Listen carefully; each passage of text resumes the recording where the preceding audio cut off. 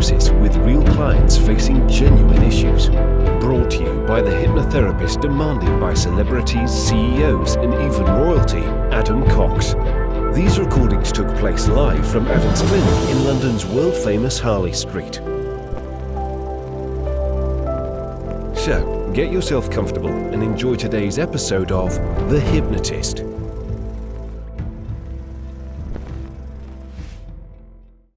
Hi, it's Adam here. Now, if you've ever felt a real craving to eat certain foods at certain times of days, it might be caused by emotional eating or childhood conditioning. I was working with a client that when they were growing up, their mother loved to cook and would love to bake and make cakes and desserts. And for her, it was not only a hobby, but it was a way of showing love and affection.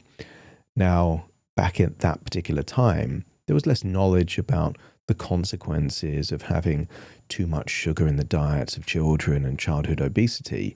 It was just doing something that she enjoyed and her child would also enjoy. It didn't feel like there was any harm involved. It was a very good intention.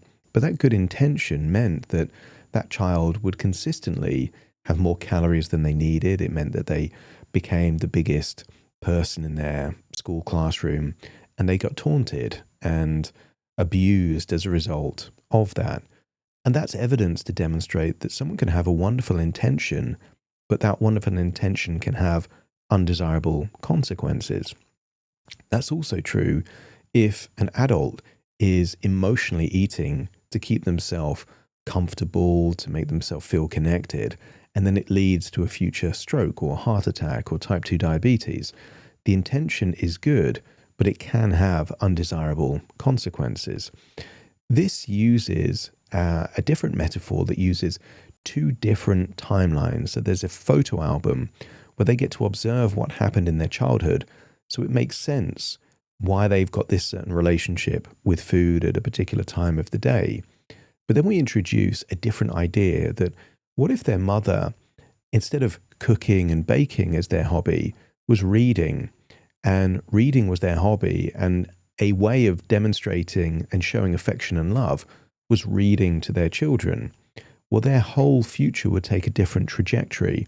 And what that does is it highlights that food is not the only way to show affection and love, and it's not the only way to do some expression of self-love, which is what I think this client was doing, because they were feeding themselves the kind of food that their mother used to give them at around the same time of day, which is in the evening just before they were sleeping. So there's a few different things here that encourage them to do good things for themselves that would completely change their relationship with food. And at the end of this, it utilizes that idea that you can have a relationship with food, and their relationship with fruit and vegetables might be the kind of relationship of a good, reliable, loyal friend, but the kind of relationship with refined carbohydrates, takeaways, and let's say hyper-processed food might be the kind of relationship, and everyone's got a friend like this that they've had in the past, of someone that is quite self-centered, quite selfish. They're there if it makes sense for them to be there on their terms, but they're not there for difficult times. Fast food and processed food could almost be like they're just there for the fun times and not there for anything else. In which case, seeing that kind of relationship as that kind of one-sided relationship can be quite empowering to make a change. So if you emotionally eat, if you feel like you're having too much of takeaways and hyper-processed food and refined carbs like biscuits and bread and things like that, you might get some value from this session. Just be aware, though, that it was calibrated to the client that I was working with. They had a mother that would feed them lots of cakes and desserts. That might not be your situation. So extract the value that is useful for you, disregard anything that isn't. And if you like the idea of working with me directly, there will be a link in the actual description of this episode that you can find a link to book a free consultation call, or you can visit my website, adamcox.co.uk, book the consultation call there. We'll have a chat, and who knows, we might end up working together one-on-one rather than you just listening to my recordings. For now, though, you might get some real value from this session. So find a quiet, comfortable place, the kind of place that you're not going to be distracted or disturbed. Relax and enjoy the session.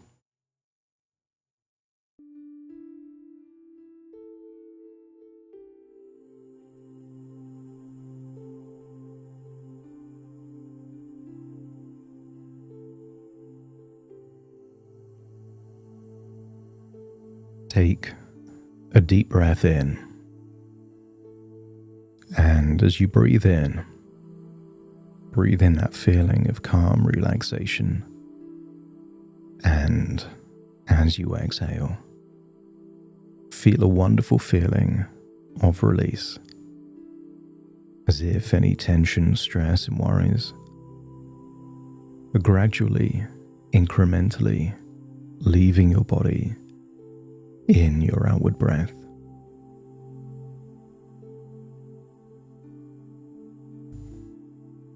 And the deeper you breathe, the more relaxed you feel. And the more relaxed you feel, the deeper you breathe. And allow your mind to take you to the kind of place where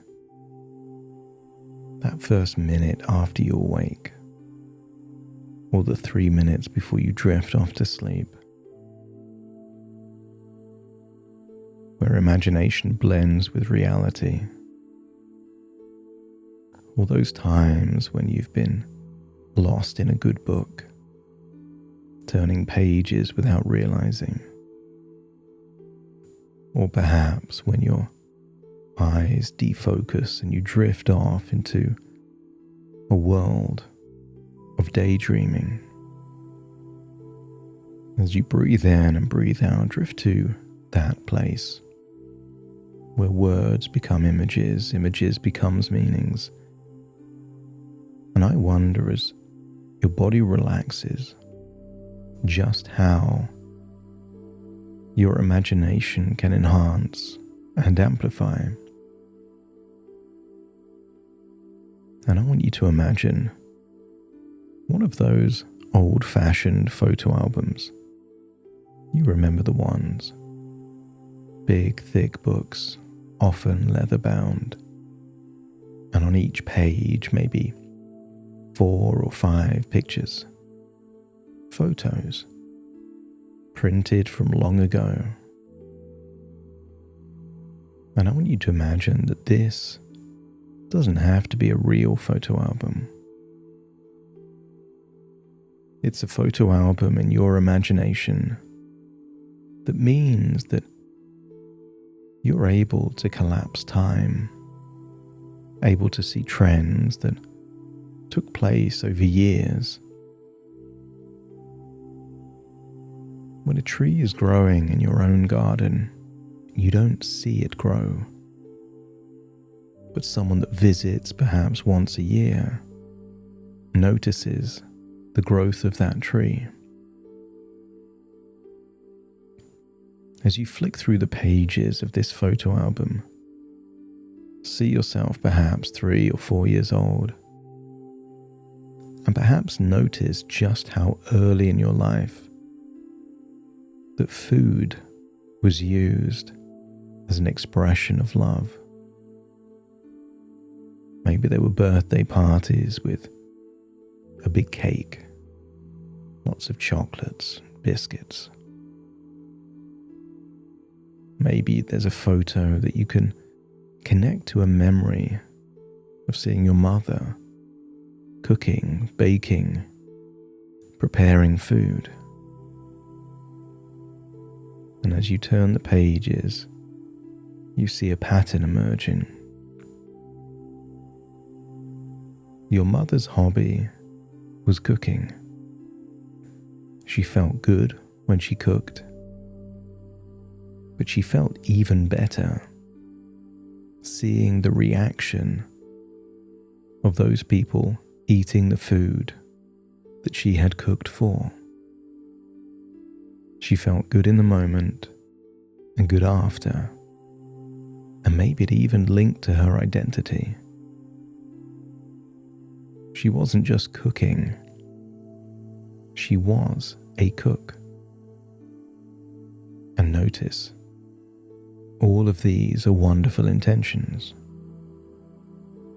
To get good at something, to learn a recipe, to share something with the people that she loved. All of it was wonderful intentions. But I want you to see that you as a child having these desserts, these foods that were rich and heavy, started meaning that that younger version of you was consuming more calories than you could expend. And as you turn the pages of the photo album, see how you were getting bigger, not just taller, but bigger. And then see the impact that that had. And children can be cruel and unfair. And I want you to observe, like pictures coming alive, turning into short movies of the taunts, shaming, mocking. I want you to see how a wonderful intention can lead to an undesirable consequence.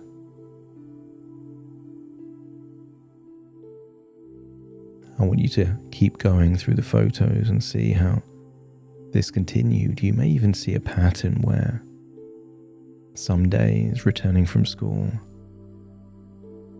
maybe there was sadness or rejection, feeling low or anxious. And perhaps you can see a relationship forming with food, where food became self-medication, a way to change how you felt, not because you were hungry, but because you wanted to change how you feel. And if you can recall memories like that, let me know by nodding your head. That's it. The intention is wonderful, to make you feel better. But by using food as a way to make you feel better, what if that is like throwing gasoline on a fire to put it out? The intention could be good. The consequence can be undesirable. So let's imagine a different reality. Put that photo album down and imagine a different photo album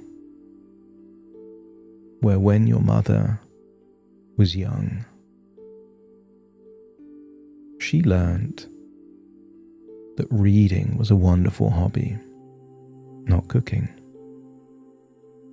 She would read things for herself, but she would also read to you. And imagine observing that after mealtime, she would read you a story. Instead of preparing a dessert, in this different reality, telling you stories was her primary act of love and affection.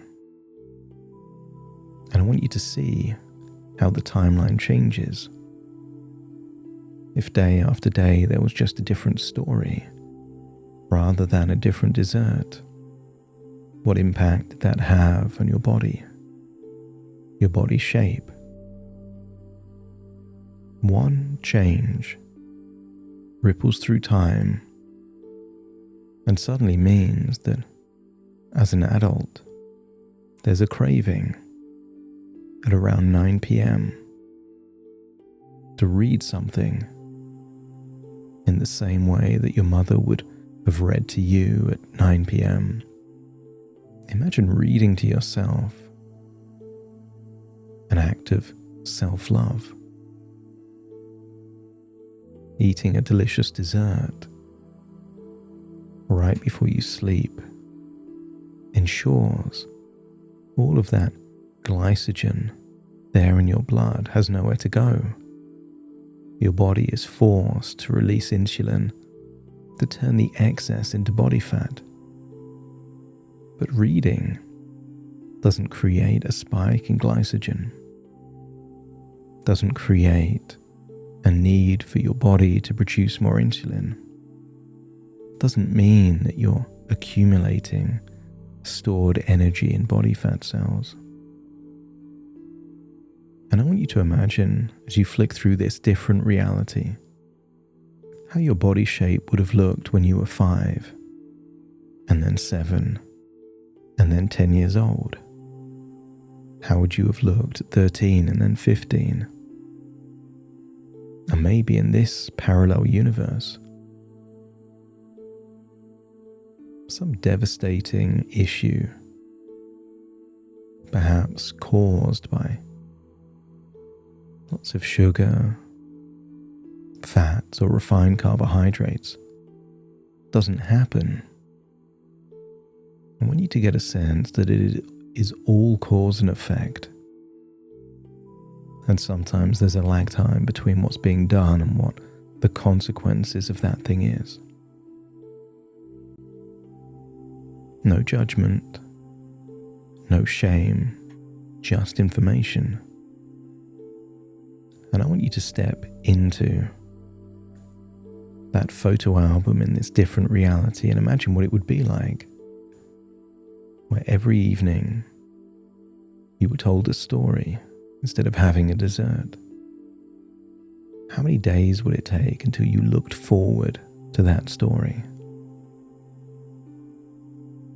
And maybe in that reality you observe your mother spending less time in a kitchen and more time reading a book.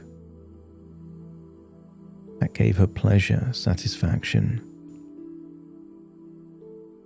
time for herself,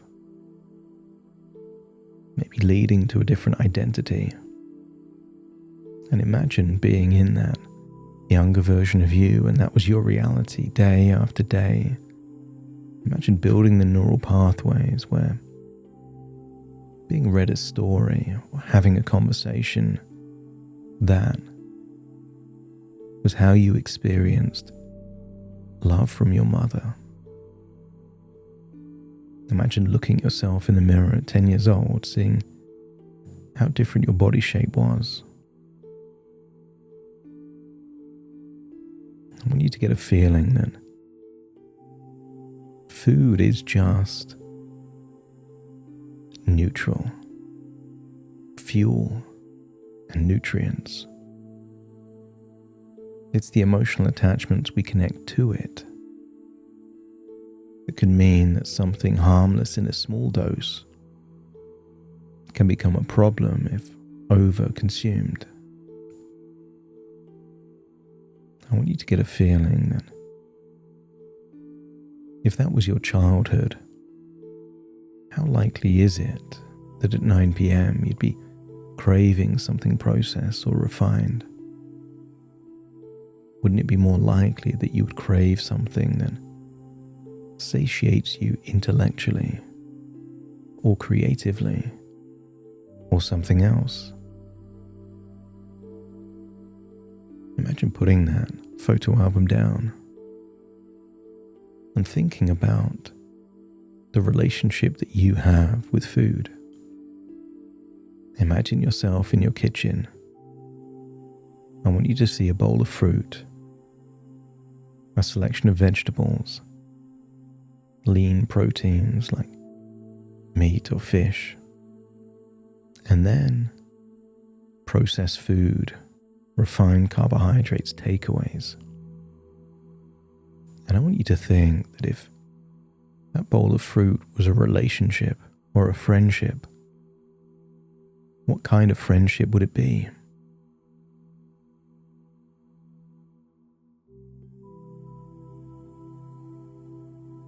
And would you want to keep that friendship or invest more time nurturing that friendship? And then look at the vegetables. And then imagine thinking to yourself, If that was a friendship, maybe it would be that more boring, predictable, but loyal, reliable friend. The friend that really cares about the quality of your life, your health. And would you want that relationship to be even stronger? And then look at the proteins.